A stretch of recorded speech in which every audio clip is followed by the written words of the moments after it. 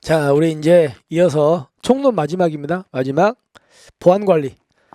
여러분 여기 이제 비밀은 몇 급입니까? 1급과 2급과 3급 아시죠? 근데 이렇게 비밀이 여기가 이제 1급이고 얘가 2급이고 3급인데 제가 여러분 시험에 이제 막대한 이거 조심하라. 막대한 지역 나오면 2급이고 해를 끼칠 우려는 뭐다? 3급이고 그죠? 이거 기억. 근데 문제는 비밀을 이렇게 1급, 2급, 3급으로 이렇게 구분하고 있는 법이 뭐예요?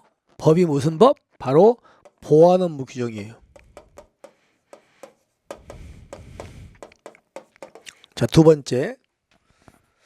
자, 보안업무 규정에서는 또 하나가 이렇게 비밀을 분류할 때 그냥 무턱대고 분류한다고요. 분류할 때도 지키는 원칙이 있다고요. 원칙이 있죠. 기억하셔야 돼. 뭐 있습니까? 그 다음에 외 기억나시죠? 뭐요?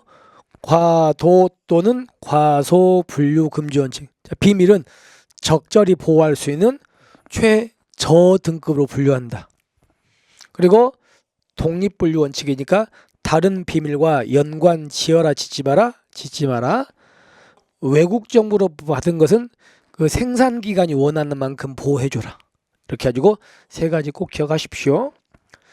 자, 그 다음에 비밀치권. 우리 경찰은 임명과 동시에 그냥 바로 몇 급이요? 3급 비밀치권 받습니다. 그죠? 그리고 이제 부서에 따라 가지고 2급 비밀을 취급하는 부서도 있긴 있어. 근데 원칙은 3급 비밀. 그 다음에 각급 기관장은요, 한 1년에 2번이야. 2번 비밀 소유한을 조사해가지고 국정원장한테 알려줍니다. 그리고 이 비밀과 관련된 자료들은 다 5년간 보관합니다. 5년간. 이렇게 해가지고 그냥 보안관리는 숫자 중심으로 제가 가볍게 그냥 봤습니다. 확인하시고요. 자, 그 다음에 이제 언론 중재 및 피해 구제에 관한 법률이 있습니다. 자, 보세요.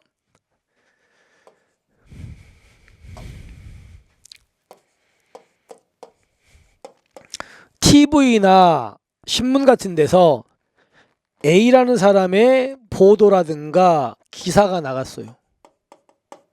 그런데 이 기사나 보도 내용이 전부 또는 일부가 진실이 아니야.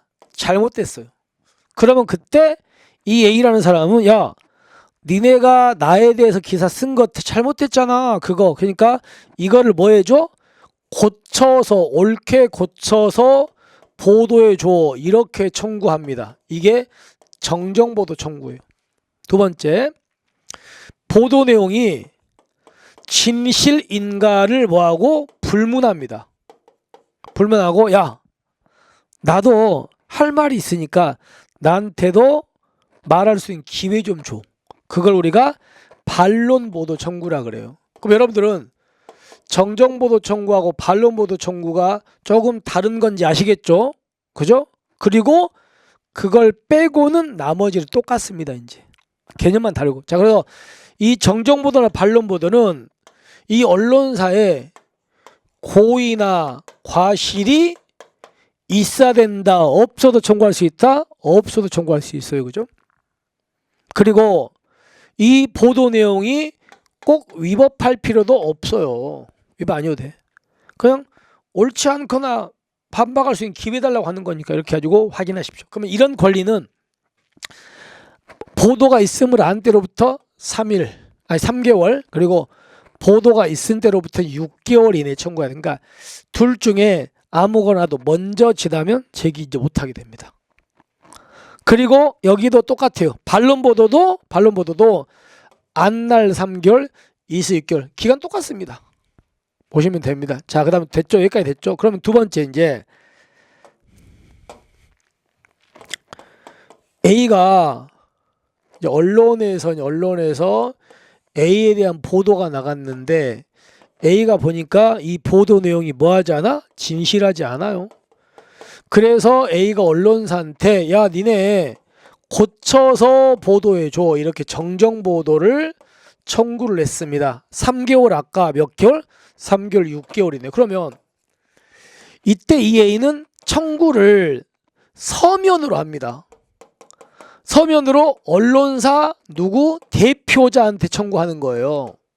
그러면 언론사 대표자는 얘가 청구한 걸 무조건 들어줍니까? 당연히 거부할 수 있습니까? 거부할 수 있죠. 그러니까 들어줄 것인가 말 것인가를 결정해가지고 A한테 알려줘야 돼요. 그 알려주는 건 3일 이내야.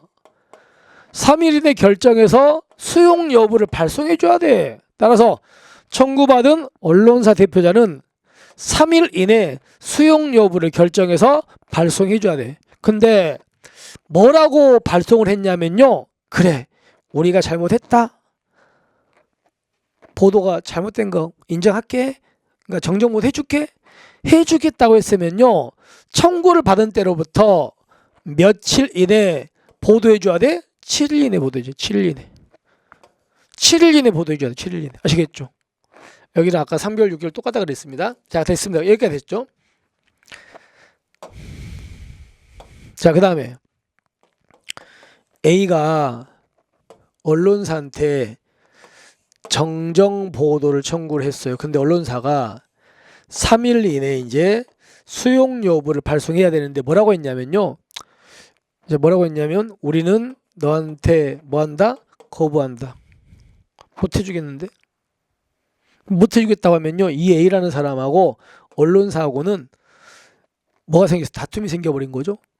이 사람은 해달라고 하고 언론사는 못 해주겠다 했으니 다툼이 생겼어. 그럼 그때 이 A는요. 바로 언론 중재위원회에다가 뭐 신청할 수 있다고요? 조정 신청해버리면 돼요.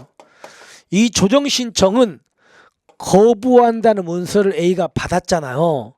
받은 때로부터 며칠 이내다? 바로 여기 있는 7일 이내야. 7일 조정 신청. 그 말이야. 그래서 피해자가 언론사에 먼저 정정보도 등을 청구한 때는 피해자와 언론사 간의 협의가 불성립된 날 있죠. 협의가 불성립된 날이 언제냐면 거부한다는 문서를 A가 뭐 할 때? 받았을 때. 그죠? 그게 이때 협의가 불성립된 날인 거예요. 그때로부터 여기 보세요. 7일이 아니고 7일이 아니고 며칠? 14일이야. 14일. 네, 14일 이내에 이 사람은 조정 신청하는 겁니다. 14일 이내.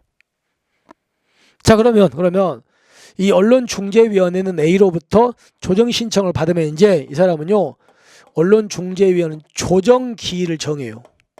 기일을 정해가지고 이 조정 기일에 A도 나오고 언론사도 나와야 되겠죠? 그래서 이 사람들한테 이제 나오라고 출석 통지하는 거예요. 근데 이 A가 조정을 신청한 A가 얘가 조정 기일에 몇 번 안 나와? 2번 안 나와. 그럼 이 사람은 2번 안 나오면 이 사람은 조정 신청한 거 뭐 하는 거예요? 취하한 거야. 취하. 반대로 얘는 나왔는데 언론사 쪽에서 2번 안 나와. 그럼 이 사람은요. A가 원하는 걸 다 들어주는 걸로 봐버리는 거야. 그 얘기야. 그래서 보십시오. 조정은 신청 접수일로부터 여기도 14일이냐면 그러니까 무슨 얘기냐면 A가 아까 14일에 조정 갔잖아. 그럼 언론중재위는 신청 받은 때로부터 며칠이내 조정 끝내라고 14일 조정해줘야 돼. 그러면 조정 날짜를 정해가지고 A한테 언론사한테 통지하는데 얘가 신청한 사람이 몇 번 안 나와? 2번 안 나와. 그러면 조정 신청을 뭐 하는 거 취하는 거예요. 그죠? 그리고 언론사가 2번 안 나오면요. 뭐 한다고요? 조정 신청 취지에 따라 이행하기로 합의한 것으로 본다. 이렇게 한다고요. 됐습니까? 그냥 이 말은 얘가 요구하는 걸 다 들어주는 걸로 그냥 결정된 걸로 봐버리는 거지. 그리고요. 이거는 뭐 빠져야 되는데 이거 삭제입니다.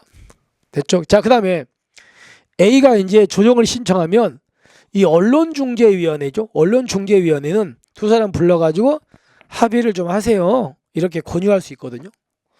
근데 이때 언론중재위원회는 보세요. 40명 이상 90명 이내의 위원으로 구성돼요. 그리고 위원은 전부 다 문광부 장관이 위촉합니다. 그리고 위원 1명과 2명 이내 부위원장 그리고 2명 이내 감사예요. 그리고 이 사람들은 전부 다 임기가 바로 3년이고요. 한 차례만 연임할 수 있습니다. 이렇게 해가지고 여기까지 우리가 공부를 하시면 될 것 같습니다.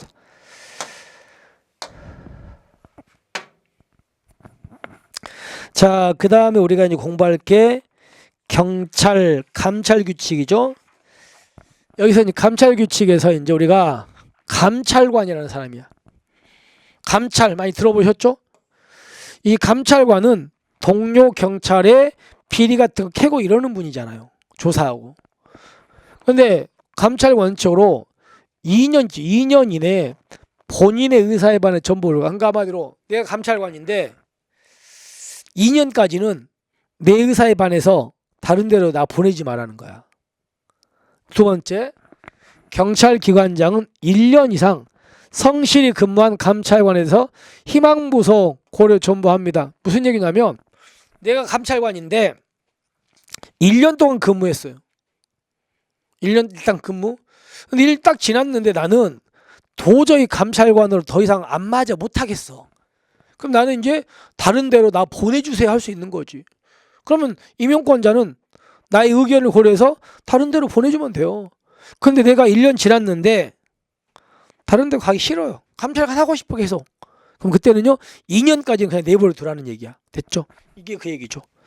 그 다음에 감찰관은 이제 조사를 위해 가지고 경찰한테 출석 요구합니다. 그러니까 혐의가 있는 경찰한테 야 우리 너 조사해야 되니까 나와 출석 요구 하는데 조사기일 3일 전까지 출석 요구서를 알려줘야 돼요. 출석 요구서 구두로 이제 나오라고 합니다. 그 다음에 경찰관은요 이 감찰관 경찰이 나오면 이제 조사할 텐데 이때도 마찬가지 심야 조사 못해. 심야 조사는 어느 때입니까? 자정부터 오전 6시까지입니다. 그런데요 어떤 경우가 있냐면요 그 경찰관이나 상대방이나 변호인이 요청하면은 심야 조사도 할 수 있습니다. 됐죠? 자, 그 다음에 감찰관은 소속 공무원 등의 의무 위반에 대해서 자 체크 조심하세요. 민원 접수됐습니다. 자, 누군가가 니네 소속 경찰 비리가 있다고 민원 제기했잖아요. 그럼 감찰관은 민원 제기된 사건은 2달 이내 끝내죠. 2달 이내. 2달 이내 끝내야 됩니다. 그 다음에 감찰관은 다른 기관으로부터 통보받은 소속 직원의 의무 위반 행위는요. 이때는요. 1달 이내 끝내야 돼요. 그러니까 여기서 조심합시다. 민원이 제기되면 2달이고 다른 기관으로부터 통보받은 사건이라면 몇 달 이내 끝난다. 1달 이내 끝낸 겁니다. 아시겠습니까? 자, 그리고 여기서 우리가 하나만 좀 더 짚을 게 어떤 거냐면 이거예요. 자, A가 경찰인데 뇌물을 먹은 혐의가 있어요. 그래서 수사기관이나 이런 데서 수사기관 같은 데서 이 사람을 이제 조사 들어갔습니다. 그러면 뇌물 먹은 건 범죄이기도 하지만 우리가 배웠던 징계 사유이기도 하잖아요. 그러니까 이제 기관장이 징계위원회를 열어가지고 이제 의결 요구하고 이렇게 해서 징계를 때릴 수도 있죠. 자, 복습합시다. 수사기관이 수사를 들어갔다면 여기다가 기관장한테 들어갔다고 알려주잖아. 그러면 이 기관장은요, 이 절차를 진행하지 못한다 했습니까? 진행하지 아니할 수 있답니까? 여러분, 수사기관이라면 진행하지 못한다, 아니할 수 있다? 아니할 수 있다. 그죠? 여기도 그게 있거든요. 그래서 그거 다시 보시면 되겠습니다. 뭐 이거 말고도 이제 감찰에 대한 건 뭐 중요한 건 더 있죠. 우리는 숫자와 관련된 내용들은 주로 이제 이런 것들이다 이런 얘기입니다. 그래서 확인만 좀 해주시고.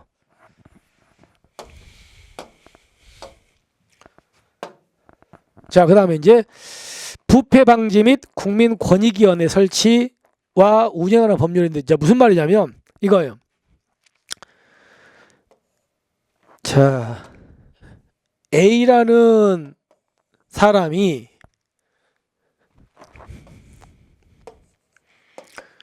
국민권익위원회라는 데다가 부패를 신고했어요. 공무원의 부패를. 예를 들어서 어떤 B라는 공무원이 부패가 있다 이걸 신고했다고요. 그러면 국민권익위원회 신고를 받으면 며칠 이내에 처리한다? 60일 이내에 처리해야 돼요. 근데 부득이하면 30일 연장할 수 있습니다. 그죠?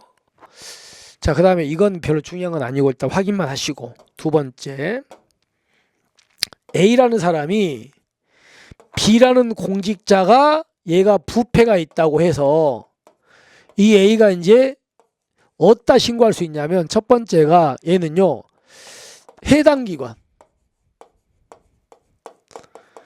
이 사람이 근무하는 곳 또는요 감독기관에다가도 이거를 뭐 할 수 있다? 이거를 신고할 수 있고요. 그리고 수사기관이나 감사원에다가 신고할 수 있고, 그리고 이제 국민권익위원회에 신고할 수 있는 거야.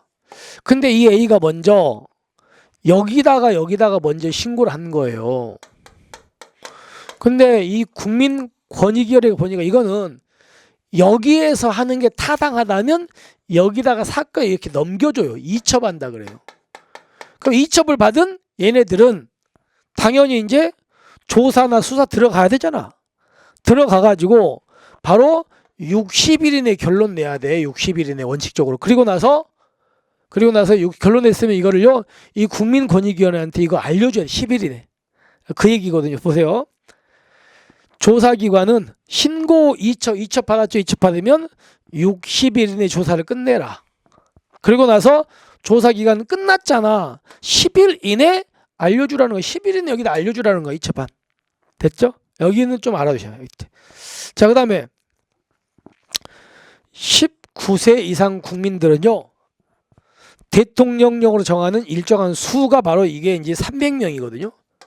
300명 이상의 국민들의 연속 서명으로 감사원에다가 어떤 공공기관 좀 털어줘 이렇게 요구할 수 있어요. 감사해달라고. 이걸 우리가 뭐라고 부른다? 이걸 국민감사 청구라 그래요. 자, 그렇게 해가지고 이런 제도가 있다는 거 다시 한번 기억하시기 바랍니다. 넘어갑시다. 자, 그 다음에 이제 경찰 인권보호 규칙입니다. 여러분들 여기는요, 정확하게는 경찰청과 시도경찰청입니다. 그러니까 경찰청에도 인권위원회가 있고 시도경찰청에도 인권위원회가 있습니다. 그죠? 근데 구조는 똑같아요. 같이 봅시다. 그래서 위원장 1명 포함해가지고 이제 7명 이상 13명 이하예요. 조심.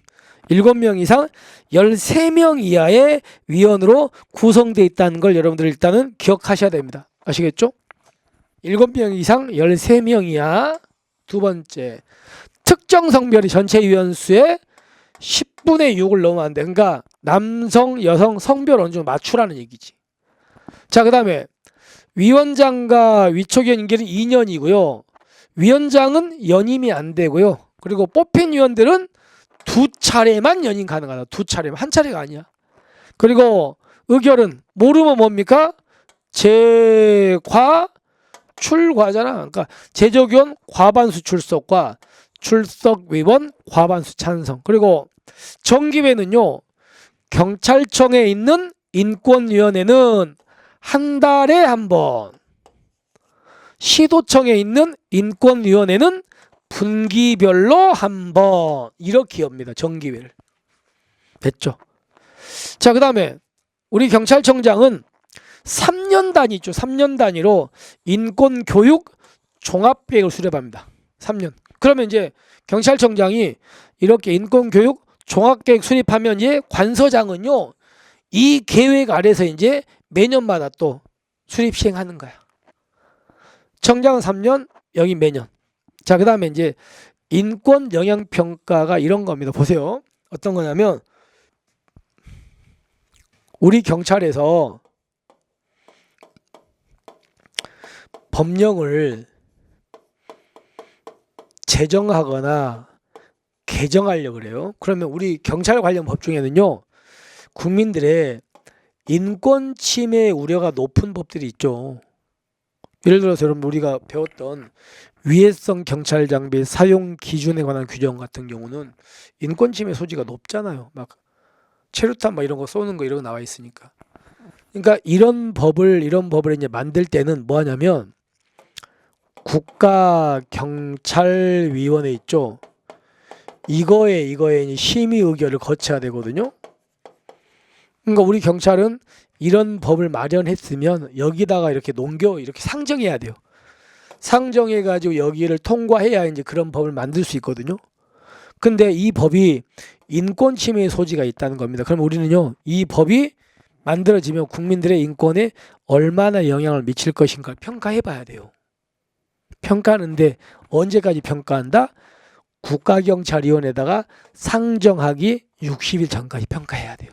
그 얘기. 그래서 재개정하려는 법령 및 행정규칙은 국가경찰위원회죠. 상정하기 60일 이전에 인권 영향평가 실시한다는 거 다시 한번 기억하세요. 아시겠죠? 두 번째. 만약에 여기 서울 어떤 광화문 쪽에서 대규모 집회가 열렸어요. 그래서 우리 경찰에서 이제 시위를 진압했어요. 그러면 분명히 시위 진압 과정에서 인권 침해 될 수도 있죠. 그럼 우리 경찰은요, 시위가 끝났잖아. 끝나고 나서 30일 이내 인권 침해가 있었는가 평가해 봐야 돼 또. 그래서 여기는 인권 침해 가능성이 높다고 판단되는 집회 시위는 집회 시위 종료일로부터 며칠? 바로 30일 이전에, 끝나기 전에 인권 영향평가 실시한다. 아시겠습니까? 여기까지. 그리고 인권보호 담당관은요, 바로 반기이래요. 반기면은 6개월이죠. 6개월에 한 번 이상인지 한 번 이상 인권 영향평가, 우리가 이거 봤던 영향평가, 이거 이행 제대로 하고 있는가 이런 거 점검한다. 이렇게 한 거죠. 그래서 여기까지가 이제 우리가 자료에 나와 있는 뭐예요? 총론의 내용입니다. 총론. 아시겠죠? 자, 이렇게 해서 우리가 이제 오늘은 여기까지 이제 마무리를 할게요. 마무리하고 우리 이제 다음 시간 있죠? 다음 시간부터는 강론입니다. 강론. 근데 강론은 아마도 총론보다는 조금 더 빨리 끝나거든요. 좀 빨리 끝납니다. 빨리 끝날 거니까 그렇게 아시고, 제 개인적인 생각은 시간으로 한 3시간 정도. 그러니까 아마도 지금 30분 단위로 제가 이렇게 끊고 있는데, 30분 전으로 끊고 있는데 아마도 이제 한 6번 정도? 6번은 넘어가지 않을 거예요. 그렇게 해가지고 마무리 해드릴 테니까 그렇게 뭐 이렇게 계획을 짜시면 될 것 같습니다. 자, 우리 지금까지 총론 다 끝났습니다. 총론이 되게 중요하죠. 그래서 여러분들 항상 누누이 말씀드리지만 이 자료는요, 여러분들이 보고 뭐 이거 가지고 뭐 하실 건데요? 그냥 활용하고 버리세요. 버리고 또 다운받아서 쓰고 버리고 자꾸 반복하셔야 돼. 그래서 우리 학생들 보니까 답을 알려달라는 학생이 있는데 안 알려드린다고요. 이거는 알려드리는 게 여러분들 도움이 안 돼요. 그죠? 그러니까 차라리 수업을 듣기 싫으면요, 그냥 책 찾아보세요. 책에 있어. 그러면서 복습하는 게 훨씬 나아요. 수업 안 들을 거면. 근데 답을 다 달아드리면 여러분들 효과가 별로 없다니까요. 그러니까 그렇게 생각하시고 다시 한번 여러분들이 총론 틀리지 않게 꼭 짜투리 시간 활용해서 복습하시기 바랍니다. 자, 오늘 고생하셨고요. 우리는 다음 시간에 이제 강론에서 찾아뵙겠습니다. 자, 수고하셨습니다.